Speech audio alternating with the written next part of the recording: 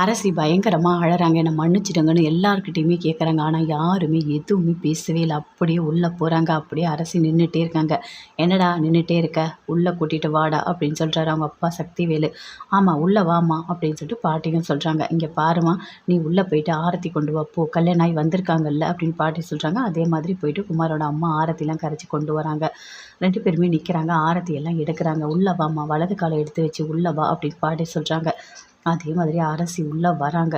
உள்ளே வந்த உடனே அப்படியே ரூமுக்கு போகிறாங்க. போன உடனே அப்படியே கோவமாக வருது, பயங்கரமாக கோவம் வருது. அங்கேருந்து பின்னாடியே குமார் வந்து கேட்குறாரு, என்னடி என்ன திமிருடி உனக்கு, நான் தாலி கட்டல, தாலி கட்டினேன்னு சொல்லிட்டு வீட்டுக்குள்ளே வந்திருக்க, போடி வெளியே போடி, வீட்டை விட்டு வெளியே போடி அப்படின்னு குமார் அப்படியே கத்துறாரு. இங்கே பாருடா, நல்லா தெரிஞ்சுக்கோ, நீ என் குடும்பத்தை அவமானப்படுத்தணும், அசிங்கப்படுத்தணும்னு நினச்ச. ஆனால் அது எதுவுமே நடக்கலை பார்த்தியா, நான் என்ன பண்ணி எப்படி தப்பிச்சேன்னு பார்த்தியா, என் குடும்ப மானத்தை நான் காப்பாற்றிட்டேன்டா. இங்கே பாரு, என் கிட்ட வர வேலை வச்சுக்காத, அப்படி வந்தான்னு வச்சுக்கோ என்ன பண்ணுவேன் தெரியுமா அப்படின்னு சொல்லிட்டு பக்கத்தில் இருக்க அந்த கத்தியை எடுக்கிறாங்க. எடுத்து அப்படியே குமாரோட கழுத்தில் வைக்கிறாங்க. வச்சுட்டு சொல்கிறாங்க, என் கிட்ட வந்தால் அப்படியே கழுத்தை அறுத்து போட்டுருவேன், அவ்வளோதான் உனக்கு மரியாதை அப்படின்னு அரசி சொல்கிறாங்க. குமார் அப்படியே பார்க்குறாரு. ஐயோ